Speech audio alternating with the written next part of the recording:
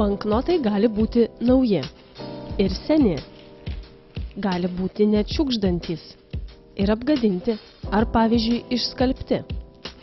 Taip pat jie gali būti dažyti. Net ir gaisro ar mechaniškai sugadintus banknotus, jei jie atitinka Lietuvos banko reikalavimus, galima pasikeisti į naujus. Tačiau su dažytais pinigais nuo šiol kelias tik vienas – policija. Nes tai vogti pinigai. Daiktinis įrodymas baudžiamojoje byloje. Swedbank bankomatuose pradedama montuoti speciali technika, kuri vagystės atveju automatiškai sugadina visas bankomate esančias pinigų kupiūras. Pajudinus iš vietos bankomatą, jame išsilieja specialūs dažai ir sutepa visus banknotus. Šie dažai nepanaikinami. Banknotų neišskalbsi ir nenuvalysi.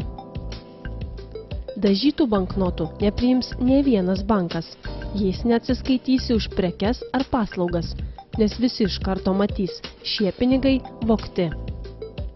Bandant pavogti bankomatą, visos kupiūros iškart ištepamos dažais. Tokių pinigų nepriims niekas, nei bankai, nei parduotuvės, nei asmenys. Žmonės, kuriems bandoma įsiūlyti dažytų pinigų, turi kreiptis į policiją, nes tai gali būti daiktinis nusikaltimo įrodymas.